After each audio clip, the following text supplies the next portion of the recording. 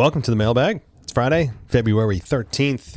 Yes, Friday the 13th here on this cold, depending on where you are in the United States, or anywhere around the world, but most likely you're cold, and I'm ready for spring. I'm done. I now that the Super Bowl's behind us and we can look forward to the warmer days ahead, I'm thinking baseball, I'm thinking outside and barbecue. I mean, this is just, I'm done with this winter.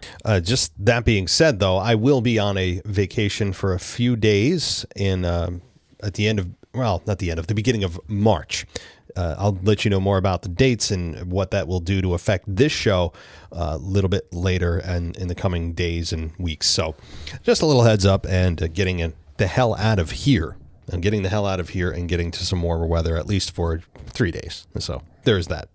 Alrighty, well, this is the WWE Podcast, and if you want to go ad-free and you're listening to this show and you're already tired of the ads, well, patreon.com/WWE Podcast will solve those problems for you, but you should also know that there is a sale going on, the biggest sale of the year, and it will give you 50% off your first month using the code CHAMBER at checkout.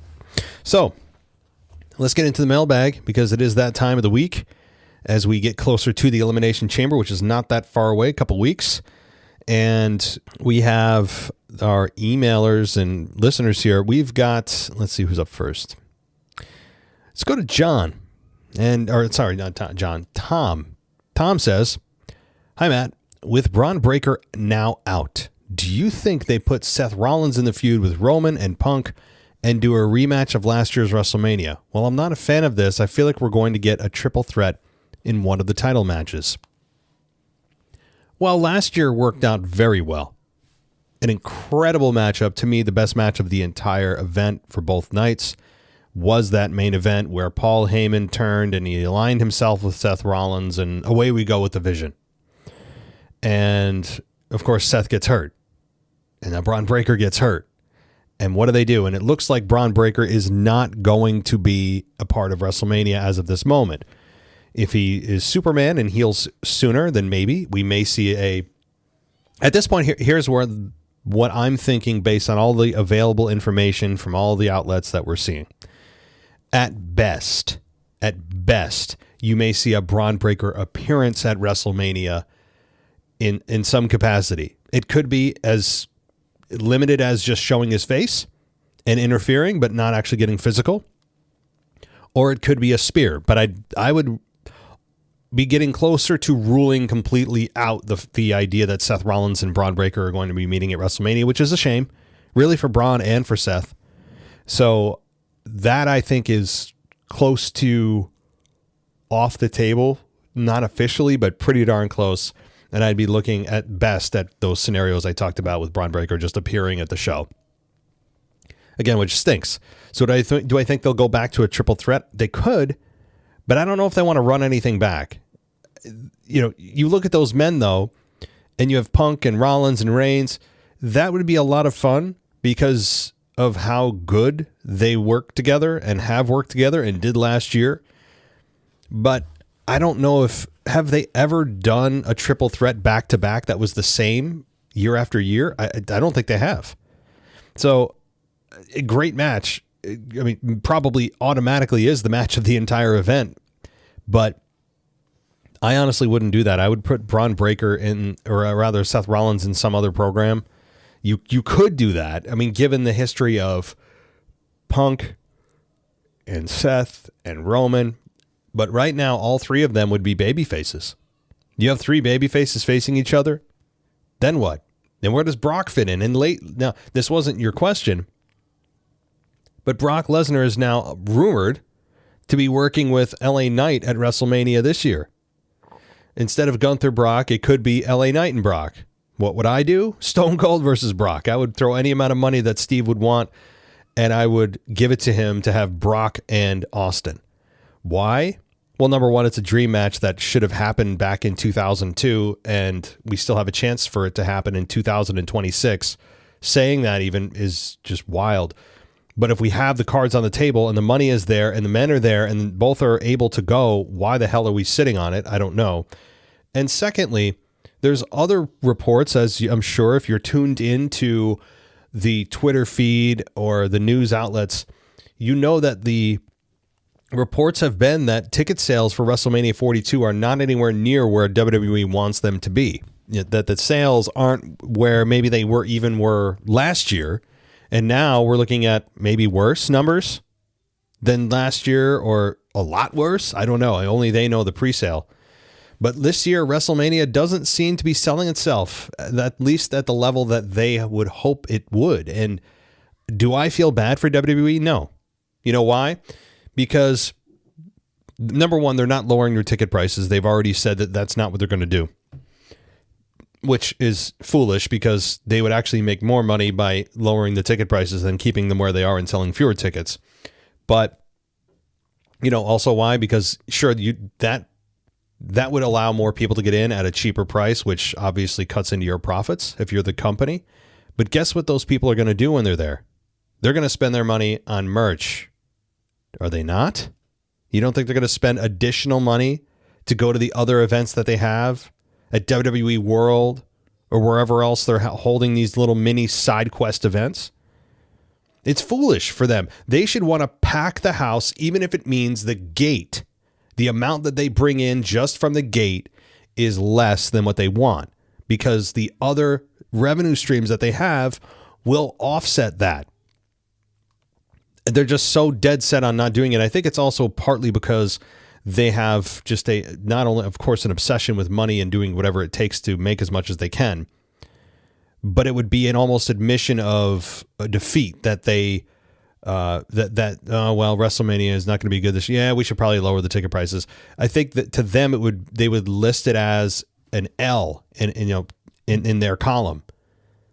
But I mean, they're foolhardy and fooling themselves if they think that not lowering the prices wouldn't help. It would, because that is a big barrier for a lot of people. The WrestleMania ticket prices are astronomically, embarrassingly high.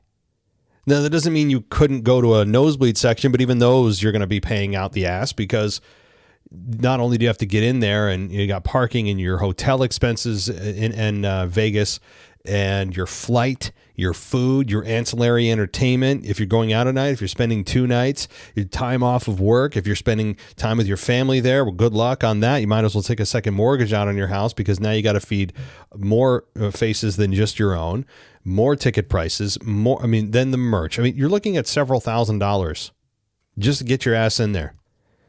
But, I honestly don't feel bad for WWE, and this is a good sign if you are looking for just generally ticket prices to decrease, because if ticket prices are and ticket sales, the number of tickets sold is not where they want it to be, and the biggest factor is the ticket price, and this continues to be a trend, well, then the WWE is going to be forced to bring down their prices. This is where the rubber meets the road, guys. This is where you as fans can really make a difference to bring down the prices by not buying these tickets. Now, if you want to go, right? It's your decision. But as a collective group, if we all want to see the ticket prices decline, it's not going to be cut by 80%, but 10, 20, 30% maybe, right? Then we have to, as a collective, not go to these events if you're looking at the prices and going, yeah, this ain't right. So I don't feel bad for the company. There is no and will be no tears shed from my eyes. This is a message sent to the company, and I like it. But back to the Stone Cold thing. The reason I'd also do it is because, again, it would sell more tickets. So you don't think that Brock and Austin would sell more tickets? That would immediately spike ticket sales. People would spend whatever it takes to go there. But all right, let's get back to your email. I'm going way off course. Second, I hope the rumors of the masked men being Grayson Waller aren't true. They would be even worse than Austin Theory. I've heard that too. I would hope not. That would be just, I don't know if horrific's the right word, but it would be, an unmitigated disaster for the Vision if you have Grayson Waller join. Because I don't think anybody wants to see Grayson Waller and Austin Theory together again. We've been through that more than enough. And to be honest with you, even if they're opponents and he's not joining the Vision, which obviously he isn't, I don't think anyone would be interested in seeing Austin Theory versus Grayson Waller. And also, what would Austin Theory And Grayson, or what would Grayson Waller have against Bron Breakker? I mean, nobody would, I think, be interested in that program whatsoever. So no. Lastly, I think it's time to give LA Knight his shot. I'm tired of seeing Cody fight for the title. Fatu isn't ready. I think Orton or Knight would be the best opponents for McIntyre. Agreed. I mean, we've been saying it's LA Knight's time for a few years now, but yet they have not pulled the trigger. Thank you, Tom. Let's go to DJ. And he says, from the looks of it, it seems like Monday Night Raw has the more compelling story heading into WrestleMania with Roman versus Punk, stemming from their past history over the last 11 years when Roman was a part of the Shield to Punk's backup army. But then we flip to SmackDown as both Cody and Fatu want a piece of Drew. Honestly, Jacob doesn't seem like the right fit to be in this program in a potential triple threat at WrestleMania. But I'll give it some time, and hopefully Jacob mentions who the mystery man was that actually attacked him last year, because I don't believe it was Drew. I hope it's not Drew, because that's just a boring choice. It's not a wrong one. It's just boring. I was hoping it was Cody, and he was the one who attacked Fatu, and we're realizing that Cody is a little bit more of a wolf in sheep's clothing than we realized, and the start of a turn for Cody. That's my hope, as we find out it was Cody. Maybe a little GTV will reveal that. If you watch the Attitude Era, you know what I'm talking about. Speaking of Drew, I enjoyed his promo last week, as it was in a sense, defending both SmackDown and the championship after Roman's comment stating that Raw is the flagship show, and how Punk said that McIntyre is the easy way out. McIntyre says it bluntly that if you think the championship is not the main title in WWE, then you are a bold-faced liar.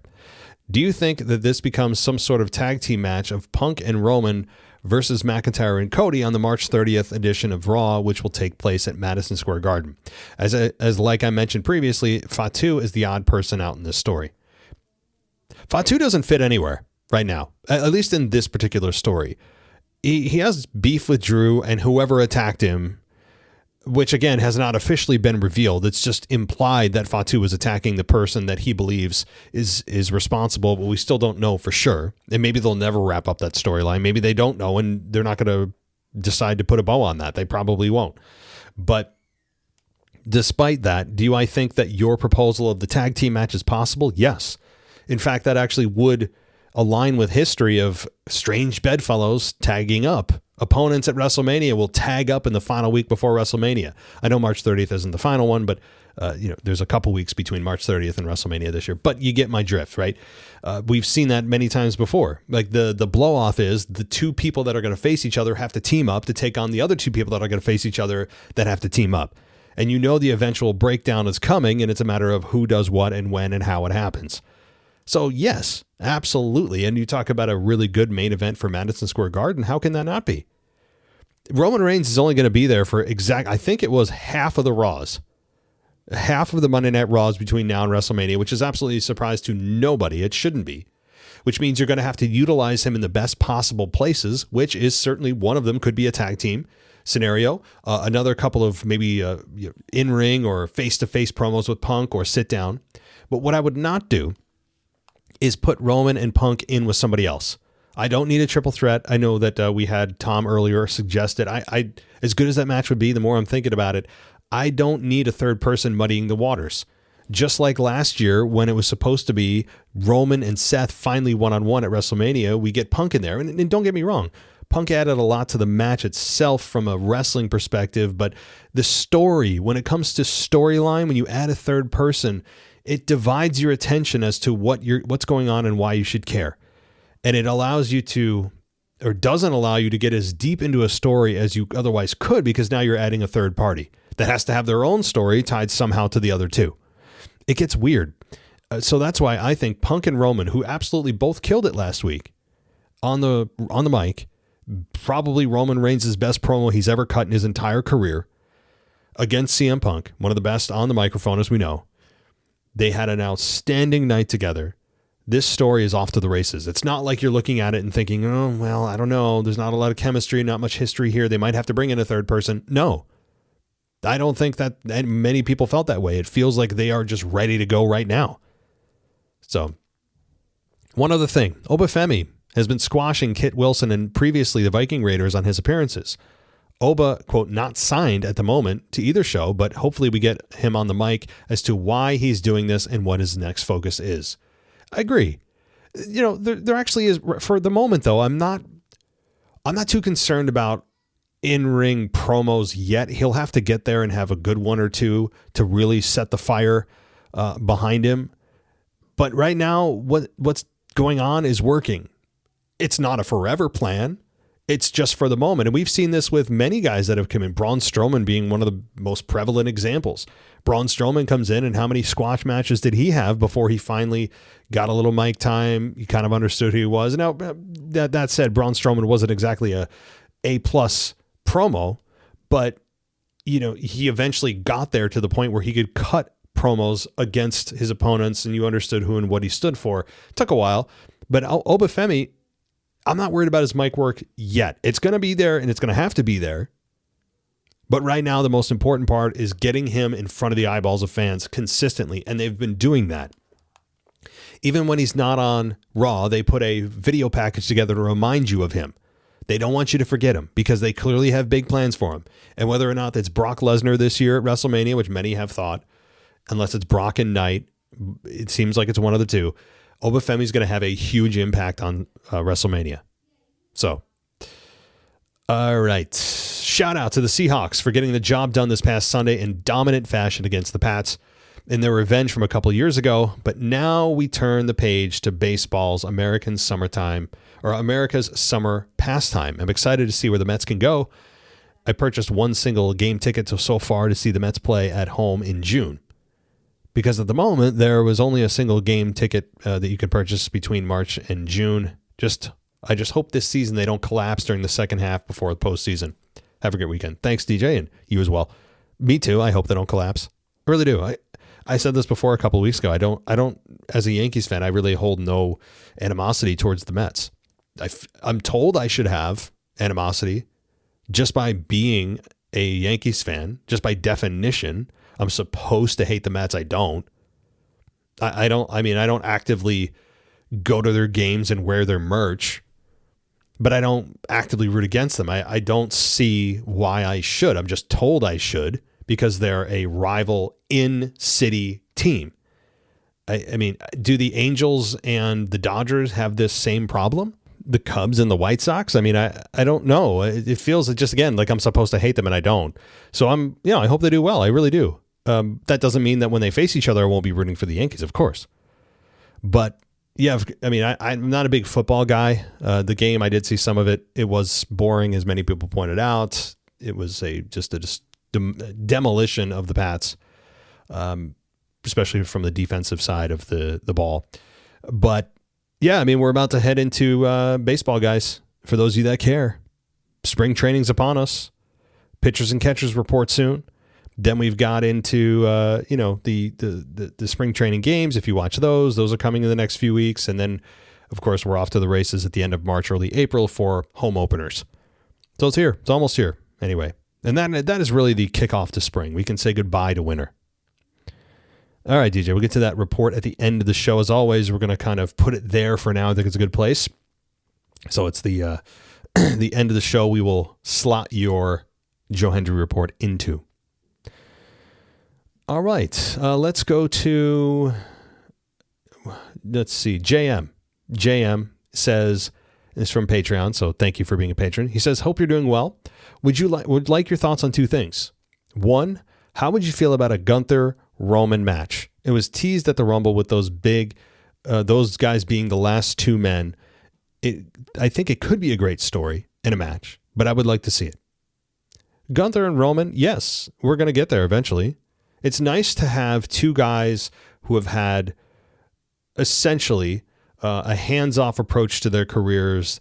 It feels like they haven't met in a long time, and I'm primed for that match. Yes, there's a WrestleMania main event, maybe WrestleMania 43, maybe there, or even a SummerSlam. It doesn't have to be WrestleMania all the time. It could be a SummerSlam matchup. Gunther and Roman, yes, absolutely. Sami Zayn was pretty quiet on SmackDown. Where does he go from here? He needs a heel turn very soon. Thanks and have a good one. Sami Zayn is a character. that is always going to feel like the underdog. And there's nothing he can do to get away from that. He is going to forever feel that way, no matter seemingly who will be facing in the ring. But right now, Sami Zayn, I would agree, if he turns heel, it wouldn't be the worst thing in the world. He does feel like he needs a bit of a refresh. And I will say that Sami Zayn right now is he's in a weird spot. Right now, Sami Zayn is very big into Islam, right? And I'm only bringing religion into this because Sami Zayn is bringing religion into this, publicly being a, coming into Islam. And this is, quote, what Sami Zayn said. In January 2026, Sami Zayn performed Umrah in Mecca, expressing profound feelings for his faith and stating, quote, this is where the quote comes in, Islam will enter every home. And highlighting the peace and love within the religion. He's of Syrian descent and shared his emotional, spiritual journey on social media, earning praise for his humility and open expression of Muslim identity. Okay. Well, we all knew his feelings on, what was going on in the Middle East. He wasn't too quiet about that. Very much against Israel, and everything they do and say, and just probably them existing bothers him. And, so he's very much into Islam, which, again, I'm not going to give my opinions on that. It's not the show, not the time and place or format for that. Sami Zayn, we know where he stands. He's not quiet about it. And do I agree with him? I'll just say, yeah, not exactly. But that's my own personal opinion. And Sami Zayn, though, that said, his character wrestling anyway is a bit of a... He's hard to get behind now. Even though he's the underdog and he's likable as a character on TV, he's difficult to get behind because he cannot win. He cannot win that big match. He cannot get to the top of the mountain. He continues to be in a place where he'll try to make you believe, but at the end of the day, because of the timing or who's champion or, again, what calendar year it is or what month of the year it is on the calendar, all of that is important because it'll tell you if Sami Zayn has any chance of winning. And every time he's faced anyone for the championship outside of one time, you knew there was no chance. And they've run the story even on the many times on camera that Sami Zayn will never be champion. And so far that's been true. So if he wants to go a little dark, I'm fine with it. I can also do without every promo of him yelling. Every single promo, he has to yell for about, the back half of it. It's always him yelling. And I don't think that's a great way to sell a promo every time. You can yell during your promo and be effective, but you can also be very quiet and be effective. It doesn't mean that just because you are yelling means you're more passionate. Or that we're supposed to believe you more because you're yelling. Sometimes the increased volume will work against you where you're worried, it seems like you're overselling it. Like, I know that you don't believe this, so you're trying to compensate by yelling instead of genuine emotion. It's just kind of manufactured, over the top noise that you're hoping will kind of deodorize your actual lack of emotion for this particular segment. I don't know. So I think he overdoes the yelling. Sami Zayn in ring, love, hate him, inside, outside the ring, his political beliefs, religious, whatever. He's very good in the ring. You can't deny that. So do I think we'll see him champion one day? Yes, I do. One day I think we will get to the point where Sami's in the right place at the right time. He's a veteran. And he already is. He is a veteran now. But I do think at some point they'll pull the trigger. Okay, there we go.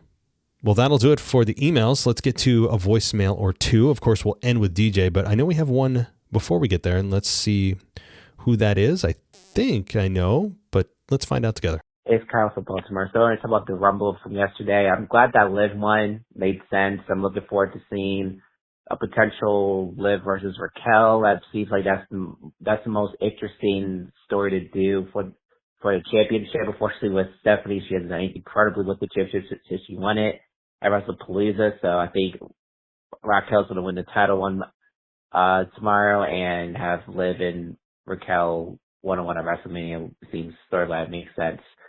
Roman winning, don't like it. Been there, done that. I don't know.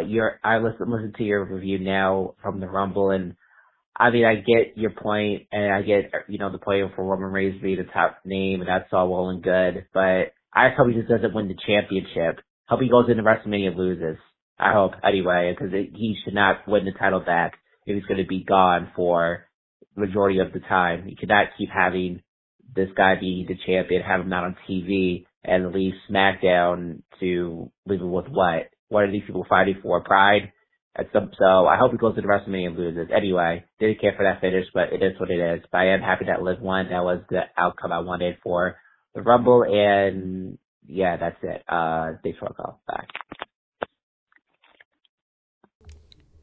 Kyle, good to hear from you as always. Roman winning, it's a safe choice. Is it the best choice? Well, it's impossible to know because we only have one scenario that we can see play out. We don't live in infinite universes that we can see. I mean, we might have infinite universes, but we are living in only one of them, and we can't see all the other possibilities that would have played out. So it's a safe choice. Is it the right one? Again, time will tell. If we believe on the back end it's the right one. But you know what? The point you're making, though, that Roman shouldn't win, I'd actually agree with that. Because as much as people are behind Roman and he's had his heel run and all the rest, I don't think that him winning the belt would help him as a babyface. Because I think the feelings of him as champion would come flooding back to the people that are supporting him and go, oh, that's right. You're that absentee champion that we see once every 6 weeks, and you did that for 4 years. Okay, got it. You're that guy. I actually believe Roman Reigns will not win the championship at WrestleMania because I think it would undermine his babyface run because people would remember that Roman is not here. He's not going to go back to a full-time schedule or anything near it. This is Roman's schedule from now until he's not a wrestler anymore. And Punk should get a victory at WrestleMania. I'm on for that. It just becomes, well, how does he win? Does Punk turn heel? There's that possibility. Who interferes? Does The Rock actually come out? I mean, do I dare mention it? But, that kind of thing. Is there some kind of weird stuff going on in that match that prevents Roman from winning and still allows Punk to be a babyface? Probably. Or they just have a kick-ass match and Punk wins. I mean, what about that? That's possible too. Again, with a lot more build up here. I hope they don't add a third man to this. They don't need it. They don't need it. These two men are more than capable. We've seen it last week of building this match. So I hope it doesn't happen. And I hope we do see Roman Reigns lose at WrestleMania, but in a memorable fashion. Absolutely. All right, let's get to another voicemail. Hey, Matt, it's Devin here from Australia. Hope you're well. It's probably pretty cold where you are. We're here. It's like 7 degrees of hell of heat. So, living in aircon these days. Hey, I'm busy watching Raw. I'm probably only halfway through it, but I've got 3 points I wanted to bring up and wanted to know your thoughts on it. How long does Dominic Mysterio, how long does it take for him to get over this injury and defend the title? Like, to me, it seems a bit ludicrous that he's not even involved in any form of, what's the word I'm looking for? Any form of, interaction with anyone, for lack of a better phrase. There's no one chasing him. It's like, it's just an afterthought, which to me is for the Intercontinental. I mean, that's a very, really rare, not rare, very, very historic belt, and it's just been forgotten. So, what are your thoughts on that? Also, I just watched the CM Punk Finn Balor promo, and I mean, we all know Finn's not going to win because the biggest main event match is going to be CM Punk versus Roman Reigns. Roman Reigns versus Finn Balor doesn't have the same kind of prestige about it, even though I'm a Finn fan when he's more of a face. But yeah, I don't see, like, they're using from my perspective, and if I'm cynical, they're using the Reigns CM Punk match. It's going to be WrestleMania. It's going to pull crowds. It's going to pull tickets. It's going to make money. I don't think the Finn Balor Roman Reigns would. Finn is not going to win. I noticed everyone booed when they said it was at Elimination Chamber. I'm not sure if they're booing because it wasn't at Cleveland this evening. But yeah, what's the point? We know he's not going to win. Like, we're going to watch it. They're going to have very close near falls, but it's not going to happen. It must be pretty frustrating for a person like him. Like, unfortunately, Unreal has brought everything to the fore, about just, hey guys, remember, this is all a show. But yeah, I just am quite frustrated by it. And also, I've only got a few seconds left. You think Rhea Ripley and Io Sky are going to get married? The way they look into each other's eyes, it is just sickening. It's just like, it's so sloppy and soppy, and so it's way better than just watching the cringe show of the Bella Twins, which it's a bit like the Miz, right? It's channel changing. It's not heat creating, it's channel changing. Anyway, I think I've got 5 seconds left, mate. Take care. Chat soon. Bye. Bevan, my friend, good to hear you. Always good to hear you, and hope you're staying cool over there in Australia. Don't worry, your time is coming in the sun, so to speak, with winter returning there, right? I mean, so we're in the thick of it, you're in the thick of it, and we're about to trade places. Gladly so. So your points here, with Dom not defending the title and like nobody's chasing him, I think there's a reason for that. Well, first of all, Dom was injured for a little while. Secondly, I think they're in a holding pattern for him. He's in a holding pattern for Finn Balor. And with Finn Balor and CM Punk's promo, there is no way Finn wins. But that's okay, because that's not the purpose, I think, of this. I believe the purpose of this program with Punk is to, well, number one, pull Finn out of the disastrous, defunct Judgment Day group that has been long dead they're essentially just, they're working with a corpse. I mean, that's what this group is. It's a corpse. It's like, what is that movie? That famous movie, Weekend at Bernie's, where they have to like play with the dead guy. That's what the Judgment Day has been for a long time.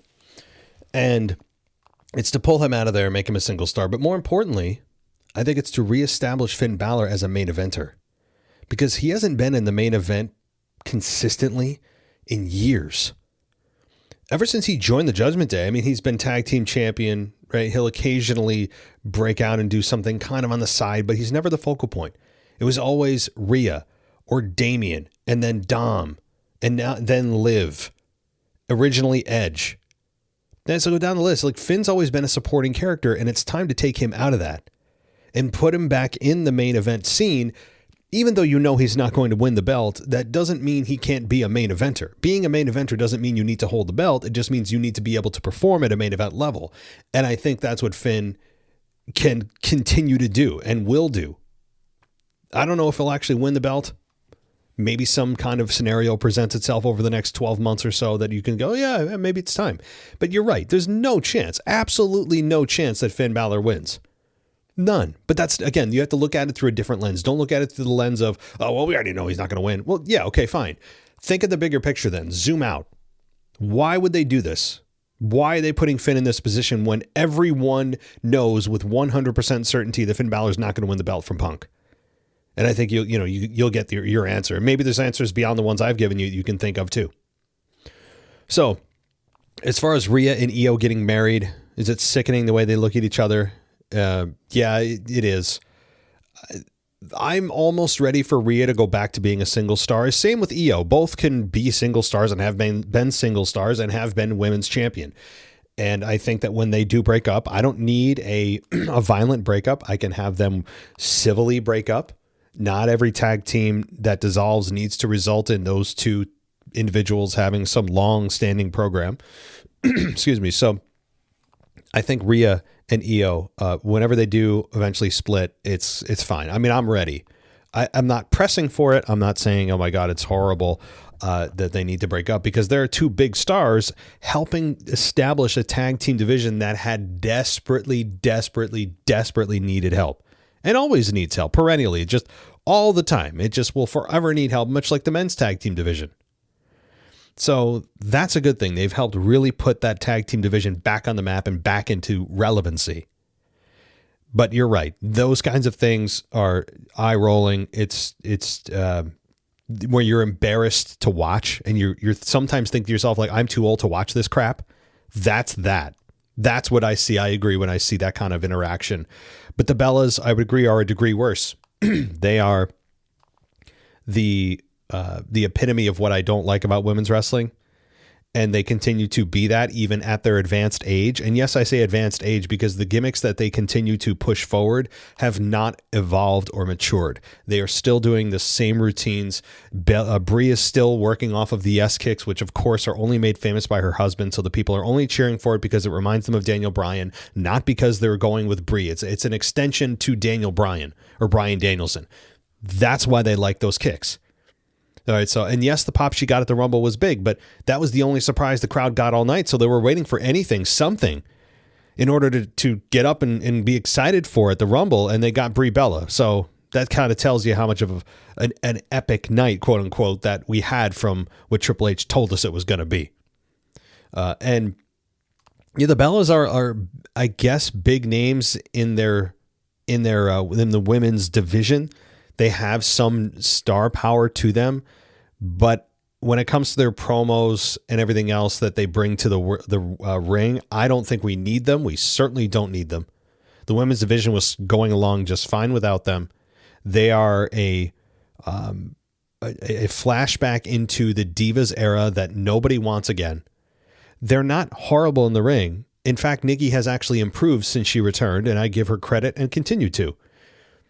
I think they are very self-serving, narcissistic, especially Nikki, individuals. That's just how I feel. And I don't need them in my ring. I think they take back women. They pull women's wrestling back rather than push it forward. They are regressors, even though they present themselves as progressors in the women's division. I'll push the women forward, do this or that. You know, we're advancing women's wrestling. Yet at the same time, they're actually, with their actions and their gimmick of the stripper pole dance and what they wear, they're in their 40s now and they're still wearing what they wore in their 20s. They're actually doing the opposite to what they say they want to do, and they don't even see the irony in that. They are trying to, and one side, with their words saying they want to push women's wrestling forward, and then with their actions, they're working completely against that, and they're not smart enough to see it. So that's how I feel about it. I would agree with that. The Bellas, they can fall off the face of the earth, and I don't even know if I would even. I might just look at my phone if I see the notification that the Bellas are missing. I'd be okay, and then I'd continue sipping my coffee in the morning or whatever. That's how much attention I would give it. I go, okay, cool, move on. Like I'm not saying I want them dead. Okay, not what I'm saying. I'm saying if they just suddenly disappeared, if they just went off the grid is what I'm saying. So some of you took that as, oh, you want them to die? No, I'm not that. I'm not that demonic. All right, I just want them gone and to not exist in pro wrestling anymore. That's all. So, all righty. Well, thank you, Bevan, and I hope all is well down there, my friend. All right, we're going to close it out with DJ, but before we do, as always, I want to invite you to check out Patreon, because that is a good place to go if you want to go ad-free and get 50% off your first month of any tier. Use the code CHAMBER at checkout. It's only available for another week or so. Go to patreon.com/WWE podcast, or send in your emails, guys, if you want to be a part of the mailbag here, mailbag@WWEpodcast.com.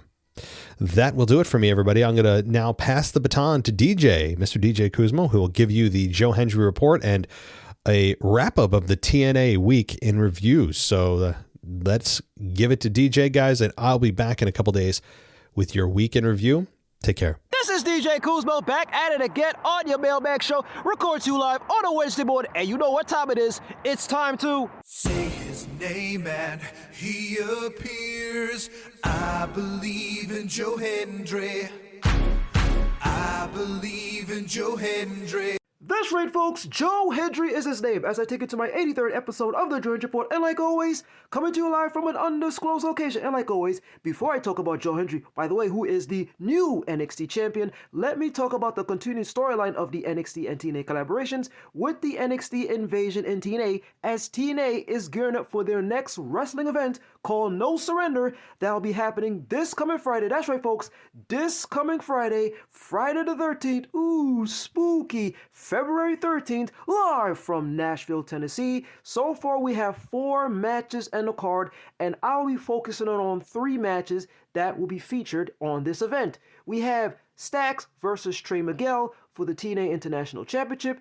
We have Li Yingli, formerly known as Xia Li. She'll be taking on Ariana Grace for the TNA Knockouts Championship, and most likely the main event, a tag team match of Nick Nemeth, formerly known as Dolph Ziggler, and Eddie Edwards versus the TNA X Division Champion in Leon Slater and the TNA World Champion in Mike Santana. But on the previous episode of TNA on AMC, we got a backstage segment of Ariana Grace and her father, the Director of Authority, Mr. Santino Marella, as Ariana is asking her father for advice after when she got into a fight with her boyfriend Stax. Ariana is frustrated with the lack of opportunity to prove herself in the ring, so she asks Santino to arrange a title shot so she could know if she has what it takes to be a wrestler. Santino was a bit reluctant because he realized how making that match would look unfair to the locker room since she is a glorified Nepo baby. Anyway, Ariana guilted Santino into making up for missing her Sweet 16. Santino then said that he would find a way to make that match happen. And it's official, at No Surrender, like I said a couple of minutes ago, it will be Ariana Grace versus Li Yingli for the TNA Knockouts Championship. We get another backstage segment, this time featuring Daria Ray, aka The Suit, formerly known from WWE as Sonya Deville, alongside Santino Marella, Mike Santana, Steve Maclin, and a few wrestlers. Daria notices Steve Maclin was in the building as Santino allowed Maclin to say his tearful goodbyes to his friends after getting fired during the previous Feast or Fired segment. But Daria did not like Santino being too emotional to allow this bad decision. Maclin gave a positive speech of his love for TNA and saying that this company took a chance on him, unlike the other wrestling promotions, and how TNA is filled with misfit wrestlers like himself that are overcoming the odds. We see Mike Santana by the door as he and Maclin share respect for one another as he's getting ready to leave TNA. However, all of a sudden, as Santana turns his back, Maclin attacks him after being angry about being labeled too selfless to a fault. Now we fast forward to the final segment of this episode of TNA on AMC as Mike Santana is in the ring addressing the crowd about his backstage confrontation with Steve Maclin, in which Maclin attacked him from behind. Santana says he's okay with a target on his back as the TNA World Champion, but he didn't expect the title to turn friends into enemies. Santana sends a direct message for Steve Maclin by saying, "Don't stab me in the back the next time, but stab me in the chest like a real man." Then immediately we get an appearance from Eddie Edwards and the System as they attack Mike Santana, in which Eddie sends a request for a future title shot for Mike Santana's TNA World Championship. Then we get the Hardys to make the save, but the numbers game was still in the advantage of the System. But then all of a sudden, we get the appearance of a former member of the System who was ousted from the group a week ago, and that is none other than Moose. Moose gets his revenge and attacks all the members of the System, including the newest member in Cedric Alexander, as Moose delivered a powerbomb to Cedric over the ropes as this episode of TNA on AMC comes to an end. And I guess you could say, it's safe to say that Mike Santana has new allies in Moose and the Hardy Boys. Now to Joe Hendry, the new NXT champion, as he put out a video on his socials on Friday, which by the way featured his new NXT championship belt over his shoulders with the new side plates printed on by saying his name, Joe Hendry. Joe mentions that he will be featured on 2 upcoming NXT live events, one on Friday, February 6th, live from Fort Pierce, Florida, and Saturday, February 7th, live from Jacksonville, Florida. As Joe Hendry concludes by saying, "So get your tickets, make sure you're there to see my first matches as the NXT champion. See you there." And speaking of those 2 NXT live events, let's get to them. On Friday, February 6th, Joe Hendry was featured in a 6-man tag team match alongside Ilio Lafleur, the new NXT French wrestling sensation, and Miles Bourne as they took on the Vanity Project of Brad Baylor, Jackson Drake, and Ricky Smoke. Smokes. Joe Hendry's team got the victory on that event. Then we turn the page to Saturday, February 7th, live from Jacksonville, Florida,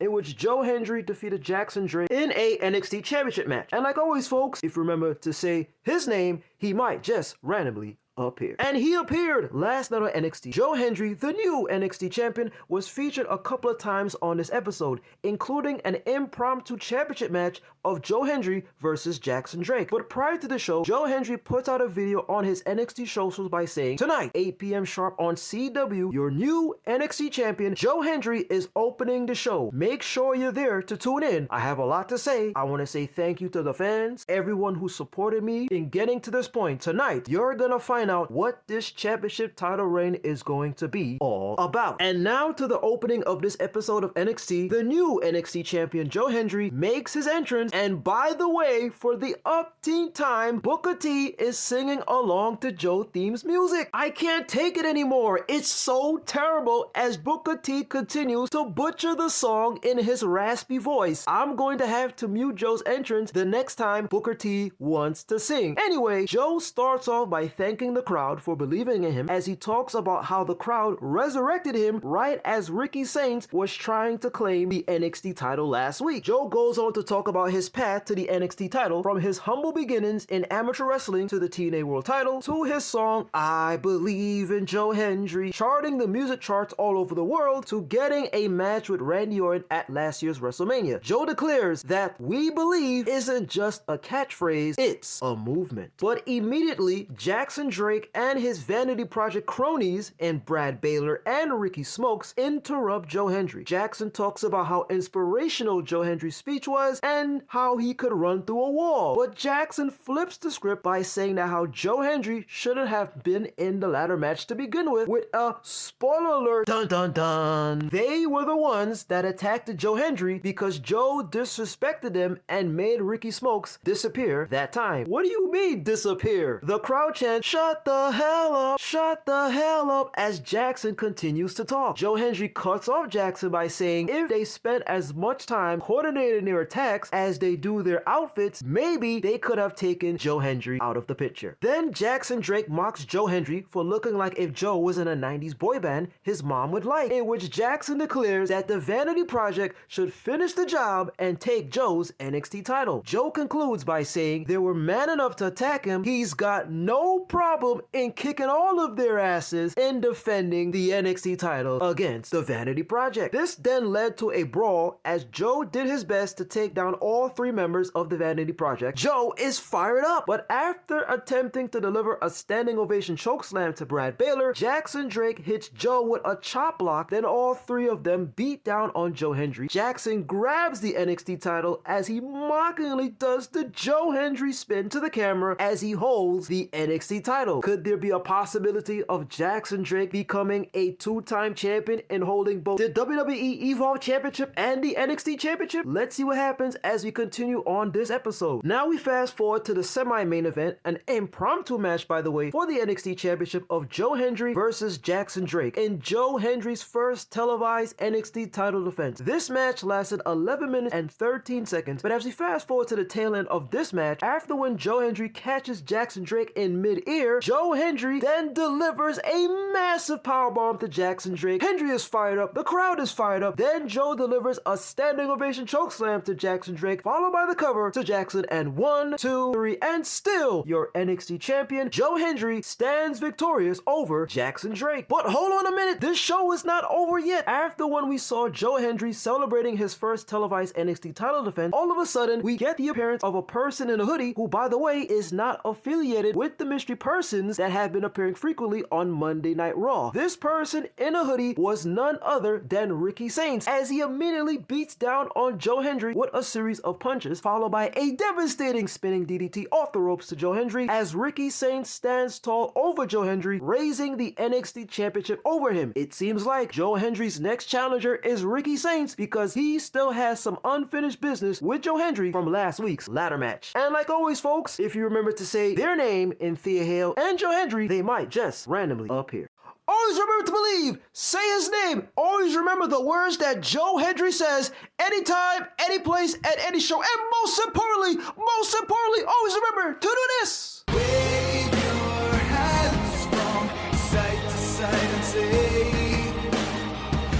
believe in Joe Hendry. Joe Hendry is so prestigious. Once again, this is your guy, DJ Kuzmo. Have a blessed week. Be kind to one another. Stay safe, my friends. Believe and peace. Thanks for listening to the WWE Podcast. Don't forget to subscribe on your favorite podcast app so you don't miss a show, or head to WWEpodcast.com. And for all of these shows ad-free, head over to patreon.com/WWE Podcast. Until then, we'll see you next time.